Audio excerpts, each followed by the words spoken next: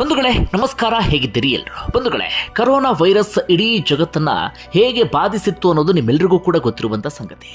ಒಂದು ಕಡೆ ಜನ ಕರೋನಾದಿಂದಾಗಿ ಪ್ರಾಣವನ್ನ ಕಳ್ಕೊಂಡ್ರೆ, ಮತ್ತೊಂದು ಕಡೆಯಿಂದ ಜನರ ಆರ್ಥಿಕ ಪರಿಸ್ಥಿತಿ ಸಂಪೂರ್ಣವಾಗಿ ಬುಡಮೇಲಾಯಿತು. ಅದರಿಂದ ಸುಧಾರಿಸಿಕೊಳ್ಳೋದಿಕ್ಕೆ ಈಗಲೂ ಕೂಡ ಜನ ಒದ್ದಾಡುವಂತ ಪರಿಸ್ಥಿತಿ ನಿರ್ಮಾಣ ಆಗಿದೆ. ಆಗ ಪ್ರತಿಯೊಬ್ಬರು ಕಾಯ್ತಾ ಇದ್ದಿದ್ದು ಈ ವ್ಯಾಕ್ಸಿನ್ಗೆ. ವ್ಯಾಕ್ಸಿನ್ ಬಂದರೆ ತಕ್ಕ ಮಟ್ಟಿಗೆ ಈ ಕರೋನಾದಿಂದ ಬಚಾವ್ ಆಗಬಹುದು ಅಥವಾ ತಕ್ಕ ಮಟ್ಟಿಗಿನ ಪರಿಹಾರ ಸಿಗುತ್ತೆ ಅಂತ ಜನ ಕಾಯ್ತಾ ಇದ್ರು. ಅಂತಿಮವಾಗಿ ವ್ಯಾಕ್ಸಿನ್ ಕೂಡ ಬರುತ್ತವೆ, ಅಂದ್ರೆ ಬ್ಯಾಕ್ ಟು ಬ್ಯಾಕ್ ಬೇರೆ ಬೇರೆ ಕಂಪನಿಯ ವ್ಯಾಕ್ಸಿನ್ಗಳು ಕೂಡ ಮಾರುಕಟ್ಟೆಗೆ ಎಂಟ್ರಿ ಕೊಡುತ್ತವೆ. ನಮ್ಮ ದೇಶದಲ್ಲಿ ಕೋವಿಶೀಲ್ಡ್ ಹಾಗೆ ಕೋವ್ಯಾಕ್ಸಿನ್ ಈ ಎರಡು ವ್ಯಾಕ್ಸಿನ್ ಅನ್ನ ವ್ಯಾಪಕವಾಗಿ ನೀಡಲಾಯಿತು. ಕೋವಿಶೀಲ್ಡ್ ನಮ್ಮ ದೇಶದಲ್ಲ, ಆಸ್ಟ್ರಾಜೆನಿಕಾ ಕಂಪನಿ ತಯಾರಿಸಲಾದಂಥ ವ್ಯಾಕ್ಸಿನ್. ಅದು ನಮ್ಮ ದೇಶದ ಸ್ವದೇಶಿ ನಿರ್ಮಿತ ವ್ಯಾಕ್ಸಿನ್ ಅಂದ್ರೆ ಅದು ಕೋವ್ಯಾಕ್ಸಿನ್. ಹೈದರಾಬಾದ್ ಮೂಲದ ಭಾರತ್ ಬಯೋಟೆಕ್ ಕಂಪನಿ ತಯಾರು ಮಾಡಿದಂಥ ವ್ಯಾಕ್ಸಿನ್ ಅದು. ಒಟ್ಟಾರೆಯಾಗಿ ಆಗ ವ್ಯಾಕ್ಸಿನ್ನ ಜನರ ಜೀವ ಉಳಿಸುವಂತಹ ಸಂಜೀವಿನಿ ರೀತಿಯಲ್ಲಿ ಕಂಡು ಬಂದವು. ಇದೀಗ ಅದೇ ವ್ಯಾಕ್ಸಿನ್ಗಳಿಗೆ ಸಂಬಂಧಪಟ್ಟ ಹಾಗೆ ಮತ್ತೊಮ್ಮೆ ನಮ್ಮ ದೇಶದಲ್ಲಿ ಚರ್ಚೆ ಶುರುವಾಗಿದೆ. ಕೇವಲ ನಮ್ಮ ದೇಶ ಮಾತ್ರ ಅಲ್ಲ, ಇಡೀ ಜಗತ್ತಿನಾದ್ಯಂತ ಚರ್ಚೆ ಶುರುವಾಗಿದೆ. ಅದೇನಪ್ಪ ಅಂದ್ರೆ ಈ ವ್ಯಾಕ್ಸಿನ್ಗಳ ಸೈಡ್ ಎಫೆಕ್ಟ್ಸ್, ಅಡ್ಡ ಪರಿಣಾಮಕ್ಕೆ ಸಂಬಂಧಪಟ್ಟ ಹಾಗೆ.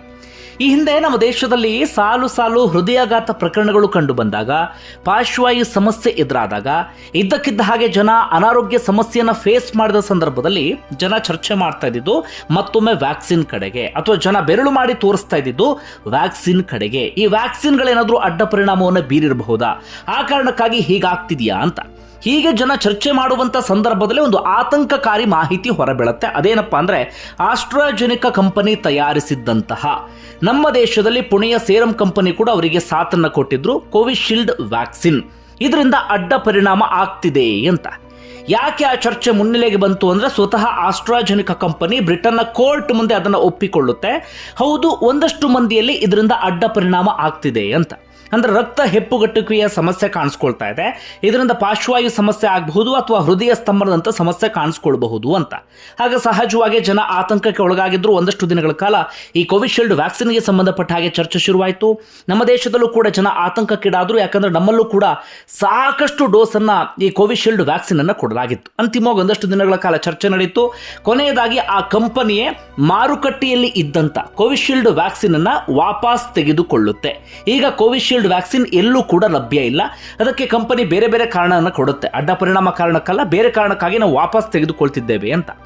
ಆಗ ನಿರಾಳರಾದವರು, ಸ್ವಲ್ಪ ಮಟ್ಟಿಗೆ ಸಮಾಧಾನಗೊಂಡಂಥವ್ರು ಅಂದರೆ ಈ ಕೋವ್ಯಾಕ್ಸಿನ್ ವ್ಯಾಕ್ಸಿನ್ ಅನ್ನು ತೆಗೆದುಕೊಂಡಂಥವ್ರು. ನಾವು ಕೋವಿಶೀಲ್ಡ್ ತೆಗೆದುಕೊಂಡಿಲ್ಲ, ಕೋವ್ಯಾಕ್ಸಿನ್ ತೆಗೆದುಕೊಂಡಿದ್ದೇವೆ, ನಾವು ಹಾಗಾದರೆ ತೀರಾ ತಲೆ ಕೆಡಿಸ್ಕೊಳ್ಳುವ ಹಾಗಿಲ್ಲ ಅಂತ. ಆದರೆ ಇದೀಗ ಕೋವ್ಯಾಕ್ಸಿನ್ ವ್ಯಾಕ್ಸಿನ್ಗೆ ಸಂಬಂಧಪಟ್ಟ ಹಾಗೆಯೂ ಕೂಡ ಮತ್ತೊಂದು ವರದಿ ಬಂದಿದೆ. ಅದು ಅಡ್ಡ ಪರಿಣಾಮಕ್ಕೆ ಸಂಬಂಧಪಟ್ಟ ಹಾಗೆ.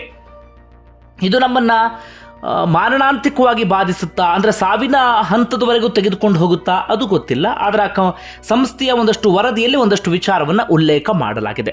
ಅದೇನಪ್ಪ ಅಂದರೆ, ಈ ಕೋವ್ಯಾಕ್ಸಿನ್ ವ್ಯಾಕ್ಸಿನ್ ತೆಗೆದುಕೊಂಡ 1 ವರ್ಷದ ಬಳಿಕ 30% ಜನರಲ್ಲಿ, ಅಂದರೆ 100 ಜನ ಅಂದರೆ 100ರಲ್ಲಿ 30 ಜನರಲ್ಲಿ ಆರೋಗ್ಯ ಸಮಸ್ಯೆ ಕಾಣಿಸಿಕೊಂಡಿದೆ.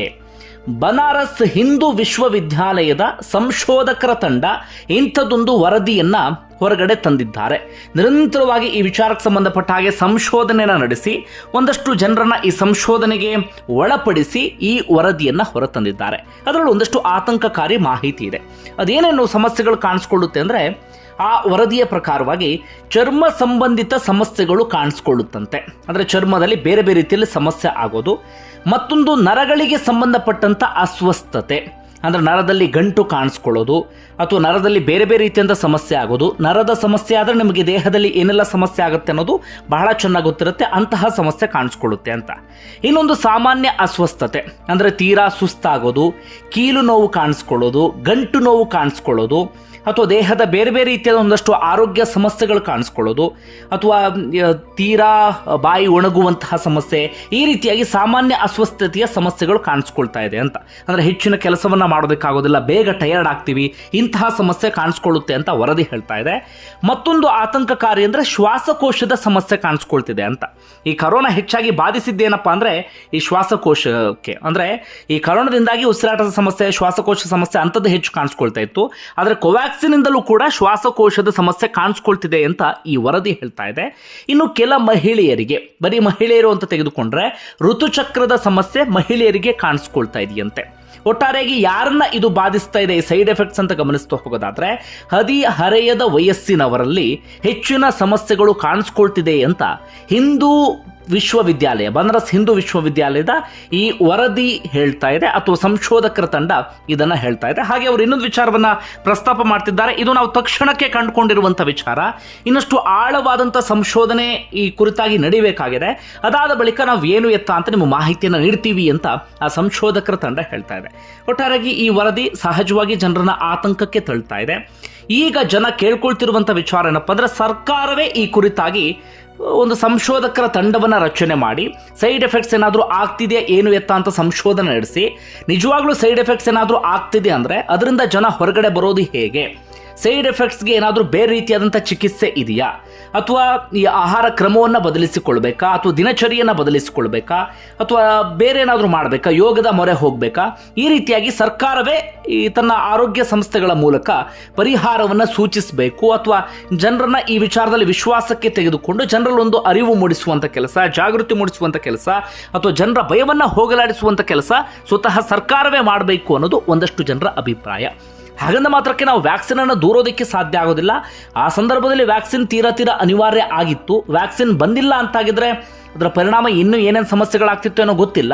ಆದರೆ ಈಗ ಜನ ಕೇಳ್ತಾ ಇರೋದು, ನಾವು ವ್ಯಾಕ್ಸಿನ್ ಅನ್ನು ದೂರ್ತಾ ಇಲ್ಲ, ವ್ಯಾಕ್ಸಿನಿಂದ ನಿಜವಾಗ್ಲೂ ಸೈಡ್ ಎಫೆಕ್ಟ್ಸ್ ಇತ್ತು ಅಂತಾದರೆ ಸರ್ಕಾರ ಇದನ್ನು ಒಪ್ಪಿಕೊಳ್ಳಿ, ಹಾಗೆ ಪರಿಹಾರ ಏನು ಅನ್ನೋದ ಸೂಚನೆಯನ್ನು ಸರ್ಕಾರವೇ ಕೊಡಲಿ ಅನ್ನೋದು ಒಂದಷ್ಟು ಜನರ ಒತ್ತಾಯ. ಬಂಧುಗಳೇ, ನಿಮ್ಗೆ ಏನಿಸುತ್ತೆ ವಿಚಾರಕ್ಕೆ ಸಂಬಂಧಪಟ್ಟ ಹಾಗೆ ಕಮೆಂಟ್ ಬಾಕ್ಸಲ್ಲಿ ಮೆನ್ಷನ್ ಮಾಡಿ. ಧನ್ಯವಾದ ವಿಡಿಯೋ ನೋಡಿದ್ದಕ್ಕಾಗಿ.